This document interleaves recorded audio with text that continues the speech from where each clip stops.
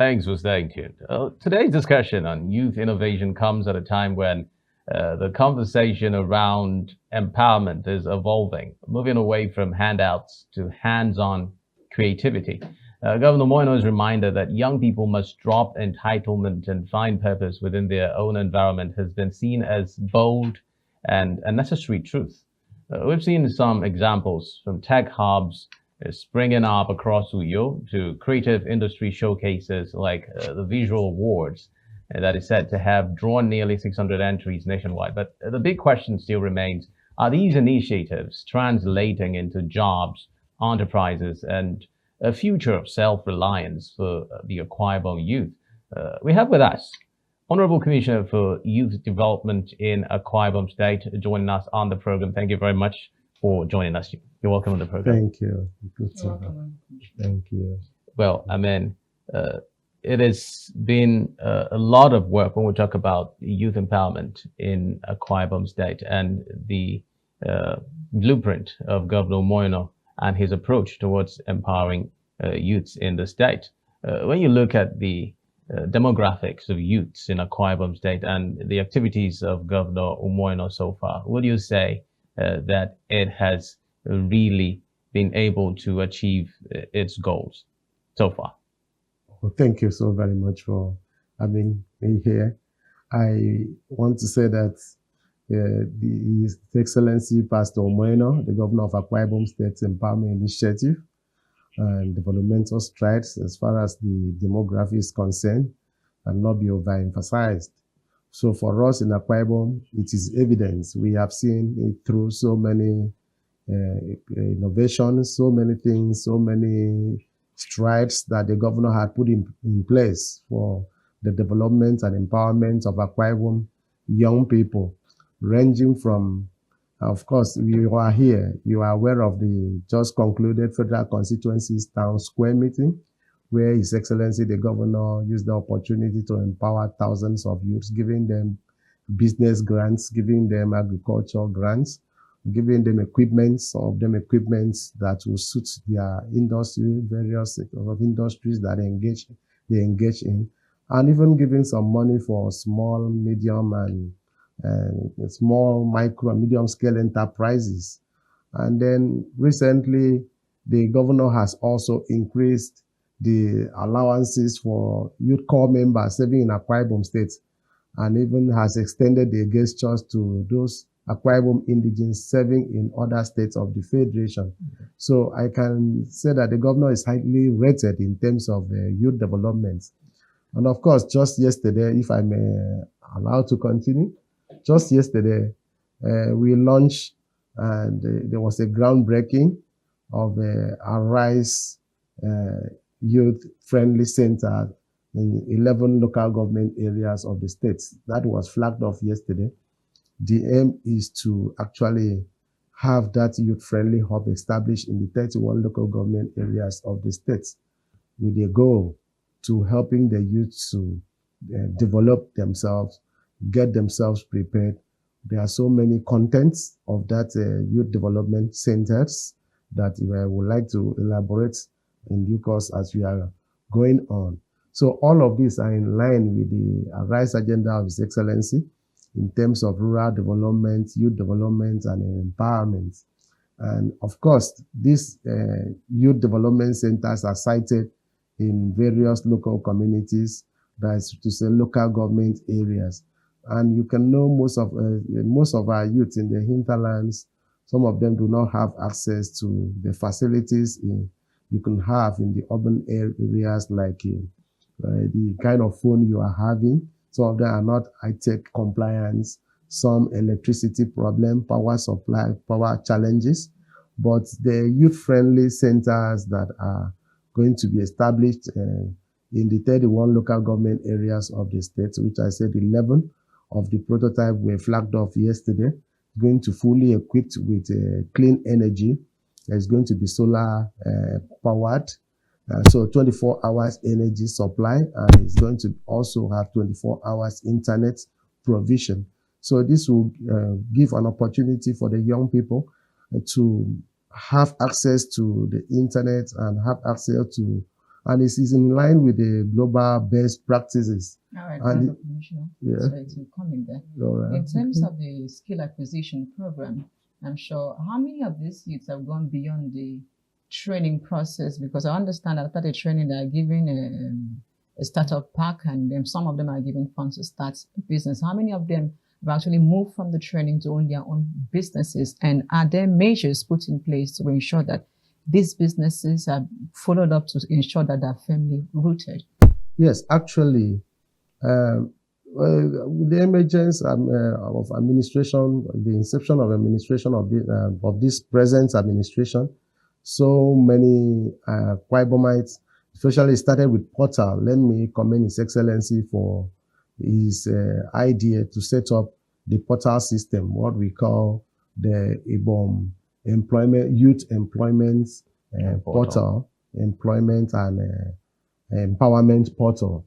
So through this portal, we have been able to, the state has been able to have the data of Akwa Ibom youth who are job seekers, those who are graduates, those who are undergraduates, who are in need of one thing or the other. So many of them had been sent to training through the IBOM Leadership and Entrepreneurial Development Center, IBOM LED, located at A-Library. And some of them have been trained through the Dakada Skill Acquisition Center located here at Ekerete. So after training, some of them are being given startups. Most of them are being given startups. But what I can say about the few challenges there is ability to follow up these persons. Yes, I know most of them are actually making best use of what has been given to them, especially those that were empowered through the federal constituency town or square meetings, because before they were given this empowerment, the youth were given an opportunity to register on the portal. And when they register, they will state exactly what they are doing. If you are involved in agriculture or agribusiness, you are involved in medium scale enterprises, you are involved in work or any kind of technology, a team was set up to come for verification. So they will come for verification. They will see the extent of your business. They will use that opportunity to determine what you need to upscale that business. And of course, also the challenges first. Mm-hmm. So that will give the government the direction to which the youth are going to be empowered. So that has been done. So thousands and thousands of youth, more than 10,000 of Akwa Ibom youths have been empowered through this process. But before then, let me just draw a data as at December 2024, whereby more than 15,000 youths that registered on the portal were given 50,000 naira each. That is unemployed youths. Some of them must have used it. Some may have used it for small business enterprise to start up. It's as a startup. Following up with a few that we know, they are actually moving on well. And of course, you definitely will have a fallout here and there. It's not going to be a perfect cough. All right. All right. Honorable Dr. Ekerete Ekanem, thank you very much. Well, you had mentioned earlier, you touched on rural inclusivity earlier. I'd like you to expatiate a little bit more on that. Sometimes, or most times even, we do see these empowerments and reach outs to youths focusing more on the urban areas and somehow excluding those rural areas and the young people in the rural areas of Akwa Ibom State. I'd like you to bring some insights regarding how this Arise agenda and efforts that have been made towards reaching the youths have also gone to the hinterlands. Have we been able to reach the youths? And what have been those, the modus operandi that you use towards reaching young people in the local areas of Akwa Ibom State? Thank you very much. I think that is one thing I would say that has been a great milestone of this administration. It has been a great win for this administration because this administration had gone a long way to reaching out to the people in the grassroots. In fact, that is why most people describe the administration of Pastor Mono as a bottom-top approach, because rather than starting from the urban area, although the urban area is not being abandoned, the rural communities are also being reached. So, like I said, the portal that is open for all and is indiscriminatory. The portal is open for everybody, regardless of party affiliation, regardless of ethnic group. Of course, the governor that we know is not tribalistic. So the portal is open. So everyone in the rural community, and of course, announcements are being made everywhere on the social media, on the radio, Because television that's another platforms. angle. If the information doesn't get to the grassroots, it gets to the difficult. grassroots. It gets to the grassroots. For instance, in my own local community, most of the time we get to sensitize the people through the town crier. We go to the village heads and ask them to sensitize the people through the town crier. And of course, that is also going on in some other rural areas, other communities. Like, for instance, now the state government had just announced the position for 3,000 civil servants to be employed in the states.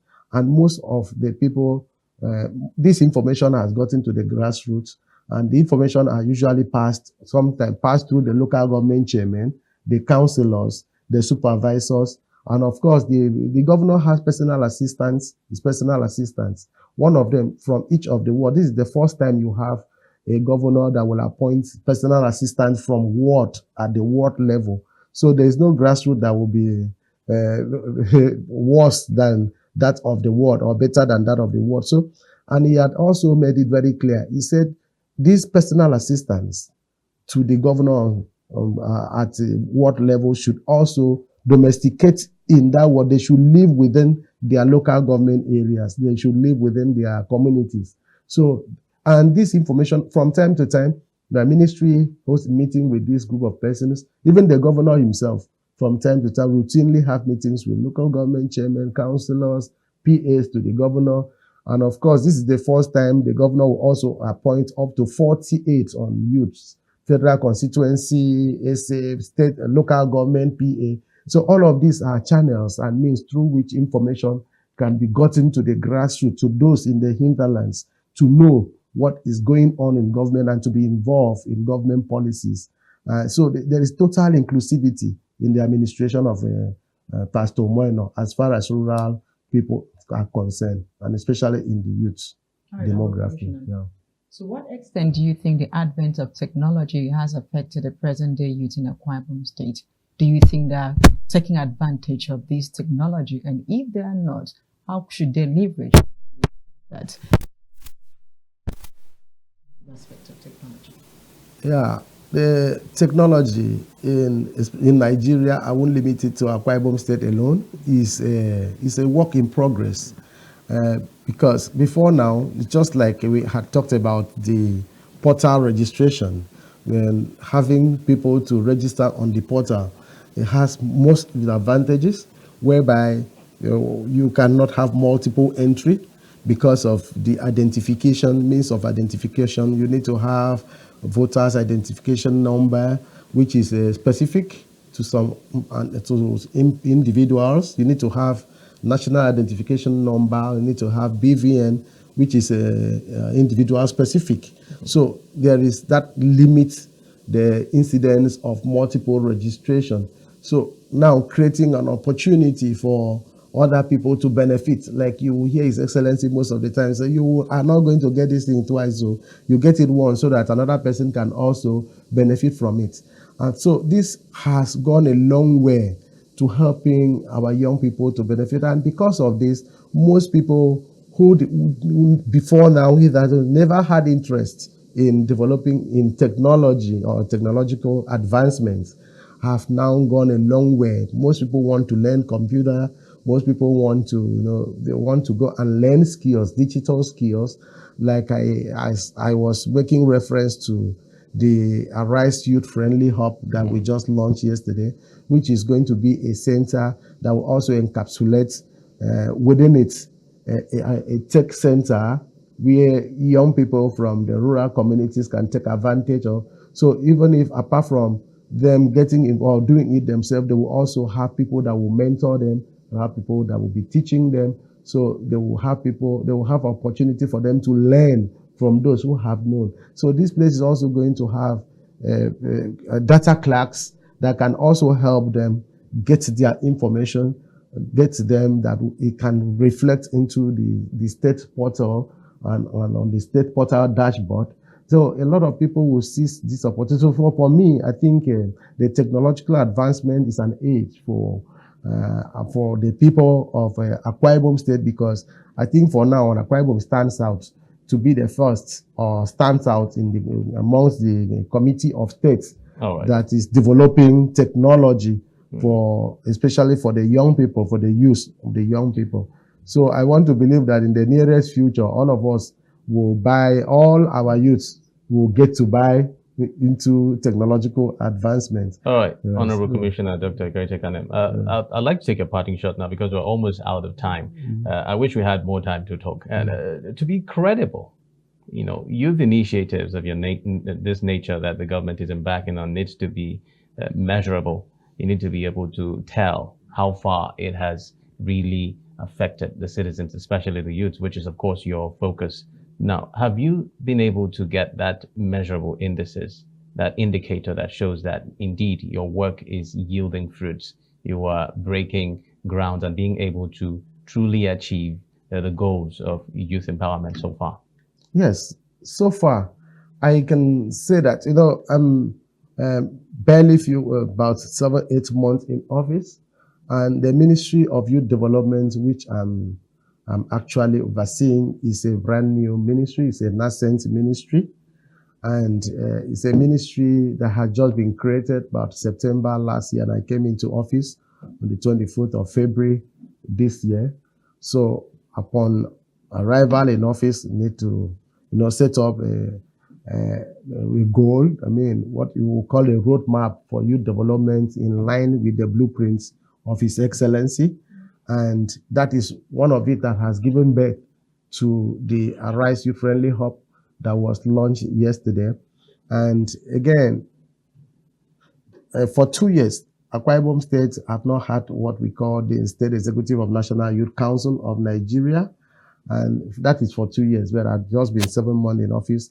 But just last month, we inaugurated the National Youth Council of Nigeria. And we also have the pending other youth structures that we are going to set in place. But so I can say measurably, some indices I can say we can use to measure of that is that the rate of unemployment amongst the youth has been reduced in the state. I can use the existing piece of the state to measure that. At least before now, prior to this time, you have all these incidences of, you know, youth restiveness here, criminality here and there, and also a series of harassments. But so this has been, I can say it has been reduced in the states because a lot of youth are now being engaged. Akwa Ibom State, every local government is a construction site. So what parameters are you using to judge this engagement of youth? Well, I can say, like I'm talking about data, because of the portal, the presence of the portal that has been created.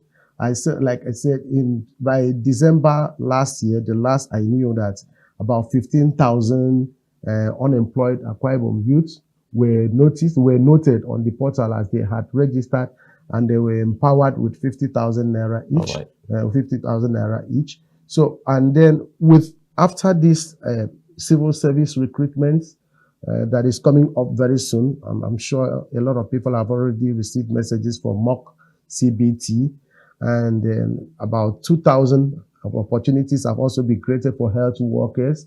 So by the time we put all of this together, 5,000 people would have been taken off the unemployment.